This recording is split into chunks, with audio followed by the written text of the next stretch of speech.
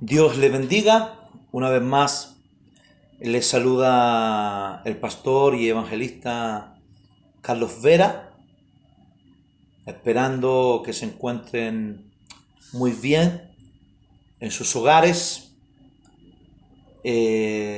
También esperando que hayan podido ver el primer video que lanzamos por este medio, un video de corte escatológico donde llegamos a la conclusión, conforme a la escritura y a la historia, que la profecía dada por nuestro Señor Jesucristo en cuanto a la destrucción del templo se cumplió con lujos y detalles.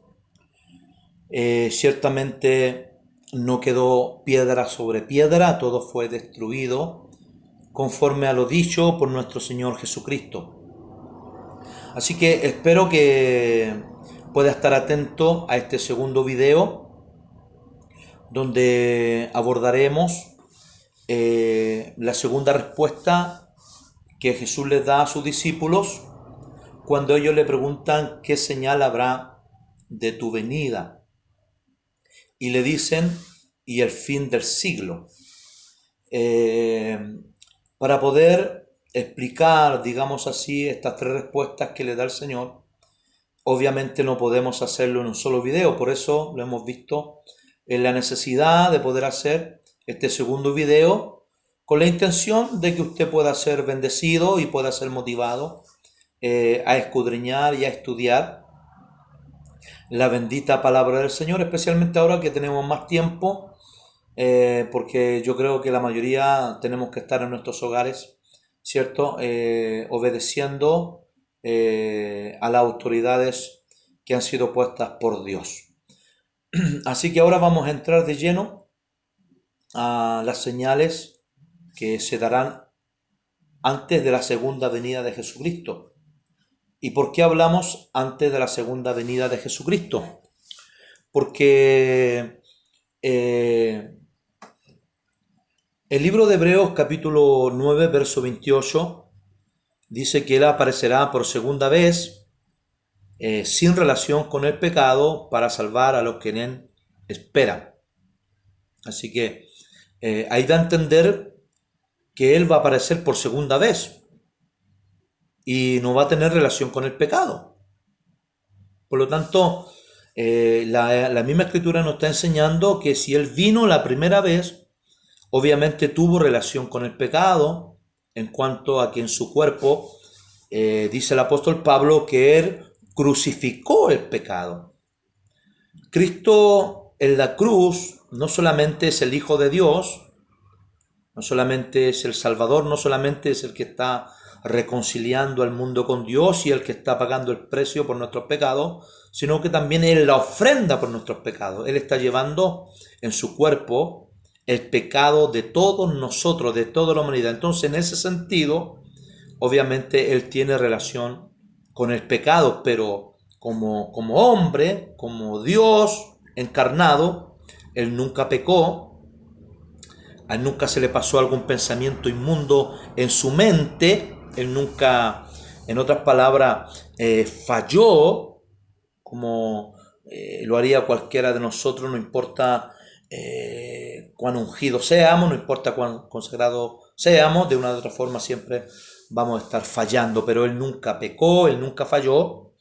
Entonces, para que podamos entender en qué sentido dice el escritor sagrado que Jesucristo tuvo relación con el pecado. Entonces, el mismo escritor a los hebreos dice que Él aparecerá por segunda vez. La mayoría de los hermeneutas bíblicos concuerda que esta segunda venida, lo que muchos le llaman el arrebatamiento, otros le llaman la parusía, el zarpazo, la traslación, es lo mismo. Son sinónimos del arrebatamiento del Señor, de la venida del Señor. Y como dice el Escritor Sagrado, Él aparecerá por segunda vez y vendrá a salvar a los que en Él esperan. Y aquí me nace una pregunta. ¿de qué nos va a salvar? Si según la Escritura nosotros ya somos salvos.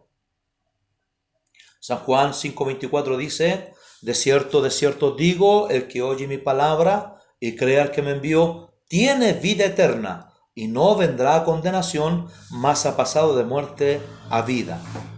Bendito sea Dios. Entonces, ¿de qué nos viene a salvar? Si ya somos salvos. Bueno, nos viene a sacar de esta tierra, nos viene a arrebatar de esta tierra, porque el mismo Señor Jesucristo, en este capítulo 24, nos advierte que vendrá una gran tribulación que no la ha habido ni la habrá jamás. Vendrá una tribulación tan grande que no tendrá precedente en la historia. Así que de eso nos viene a salvar, querido hermano, y qué bueno y qué lindo es que nos venga a salvar. Pero Él viene a salvar a los que en Él esperan.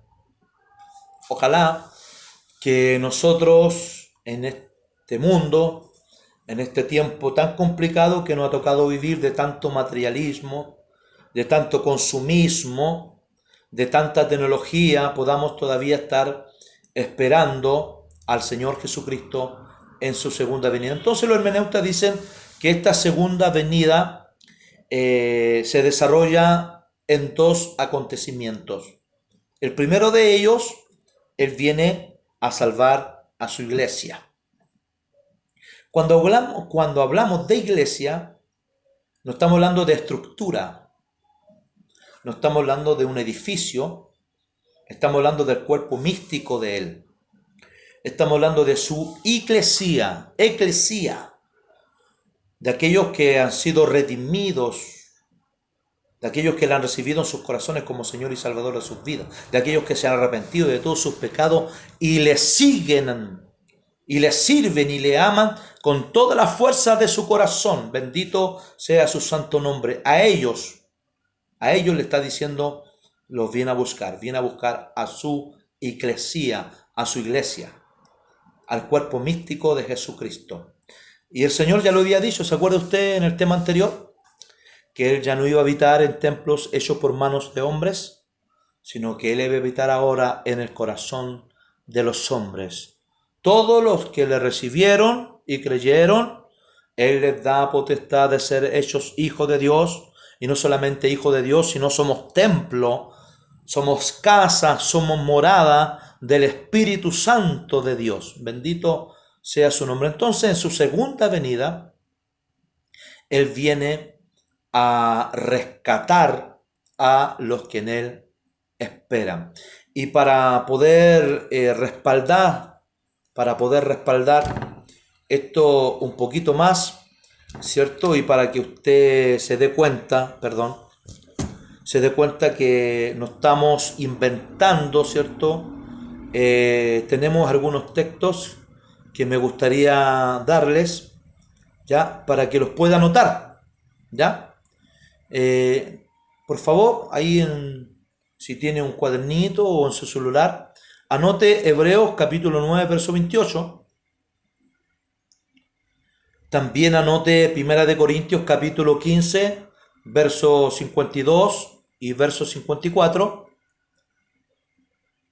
Y también anote Primera de Tesalonicenses capítulo 4, verso 15 al 18, donde quisiera leerlo textualmente porque para mí es uno de los versículos más claros, más transparente, que nos reafirma lo que nosotros creemos acerca del arrebatamiento. Y escuche lo que dice Primera de Tesalonicenses capítulo 4, verso 15 al 18. Por lo cual os decimos esto en palabra del Señor, que nosotros que vivimos, que habremos quedado hasta la venida del Señor, ¿vio?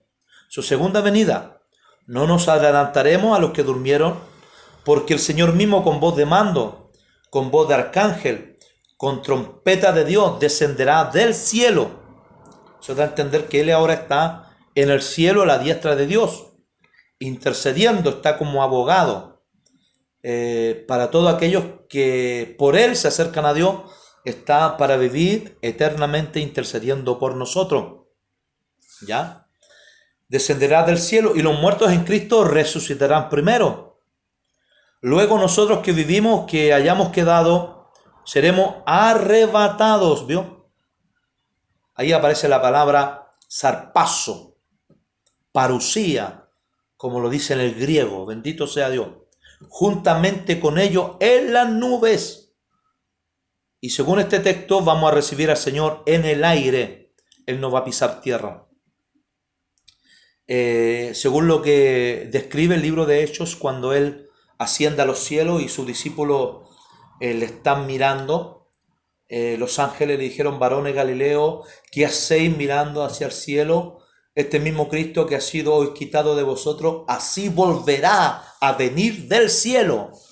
Bendito sea Dios. Y fue una nube quien lo fue ocultando a los ojos de ellos. Por lo tanto, nos da el pie para decir que el Señor vendrá en una nube y desde el aire arrebatará a su iglesia que le espera, a su iglesia que le ama, a su iglesia que está guardando la palabra de su paciencia. Bendito sea Dios. Entonces, esa será, en grosso modo, digámoslo así, de una forma muy resumida, la venida o la segunda venida de nuestro Señor Jesucristo. Ahora, Jesucristo dice que antes de esta segunda venida, que esta venida obviamente se hará por la razón que ya explicamos, para salvarnos de la gran tribulación, pero también para celebrar las bodas del Cordero allá en el cielo y para celebrar el tribunal de Cristo, para que podamos ser recompensados todo aquello que de una u otra forma hemos servido al Señor Jesucristo de corazón, y aquellos que lo han hecho para la tele, para los hombres, para la vista, se quedarán sin recompensa, aunque serán salvos, pero no tendrán recompensa alguna. Bendito sea su santo nombre. Entonces, el Señor aquí en San Mateo, capítulo 24, empieza a darnos más claridad de cuáles señales habrá antes de su venida.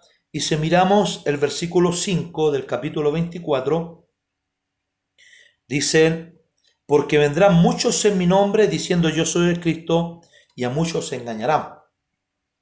Esto quiere decir que vendrán muchos autodominándose ungidos o enviados de Dios. Y la palabra que me llama la atención y que me arremece un poquito en todo esto, de que estos falsos cristos, de que estos falsos ungidos engañarán a muchos. Muchos serán los que serán engañados. ¿Y por qué? Porque la ignorancia da paso al engaño. Entre más ignorante sea el pueblo de Dios, más fácil de ser engañado por todas estas falsas doctrinas, por todas estas doctrinas de demonios, como dice el apóstol Pablo, sobre todo en estos tiempos donde muchos se autonombran, donde muchos dicen tener visiones, tener sueños, que Dios le habló, que Dios le dijo, que Dios le mostró, y que detrás de todo eso hay astucia, hay engaño, hay mentira, porque cuando el Señor hable o el Señor muestre algún sueño, todo aquel sueño, toda aquella profecía, toda aquella visión que no esté de acorde a su palabra es del diablo, no es de Dios, es de origen diabólico, es de origen satánico. Pero como hay tanta ignorancia hoy día en medio del pueblo de Dios, estos falsos ungidos, estos falsos cristos prosperan, y en medio del mundo también tenemos tantos hombres que se autonombran enviados de Dios y están engañando a muchos, y a muchos lo están llevando a la condenación. Y el Señor sigue diciendo en los versos 6 y 7 de la siguiente manera. Dice, y oréis guerra y rumores de guerra. Mirad que no os turbéis. Porque es necesario que todo esto acontezca, escuche bien, pero aún no es el fin. Aún no es el fin. Verso 7.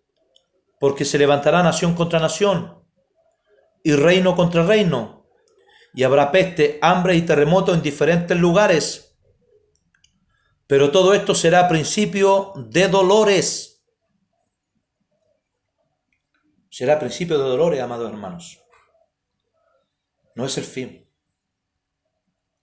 Hoy, lamentablemente, cuando se está viviendo esto del coronavirus, de esta pandemia que está afectando incluso a las naciones más poderosas de la tierra, hoy día la gente anda asustada. Hoy día la gente anda en pánico. Y es verdad que tengan pánico. Es verdad que tengan miedo. Pero ¿por qué nosotros? ¿Por qué el pueblo del Señor? ¿Por qué la iglesia de Cristo tiene que entrar al ritmo del mundo? Al ritmo de la gente. Y como lo he dicho y lo voy a reafirmar, con esto no estoy diciendo que no los cuidemos, que no tengamos mesura, que no andemos como sabios. Con todo esto no estoy diciendo que usted vaya, ¿cierto? Y de adrede se vaya a contaminar con este virus, pero a veces estamos más preocupados del virus, a veces le tenemos más miedo al virus que a la segunda venida de Cristo. Y la Biblia dice que vendrán pestes, calamidades. Tal vez este virus, comparado a otros virus, hermanos, es menos mortal y tal vez en unos años más, si Cristo no viene antes, vendrá una pandemia mucho peor. Pero la Biblia dice que esto será principio de dolores. Esto no es el fin. Esto es señal. ¿Para quién? Para el mundo no. Para nosotros. Es señal para los que creemos en la Biblia. Debemos estar esperando la venida de Cristo. No debemos estar durmiendo como duerme el mundo, querido hermano. Y ojalá que esto nos pueda llevar a preocuparnos, ojalá que lo que está pasando nos pueda llevar a la oración, nos pueda llevar a meditar nuestros caminos, querido hermano. Pero no los debe llevar a tomar pánico, ni andar con miedo, ni andar asustado. Al contrario, debemos andar confiados sabiendo que estamos escondidos en la palma de la mano del Señor y que estamos bajo el abrigo del Altísimo y la sombra del Omnipotente, como dice el Salmo 91.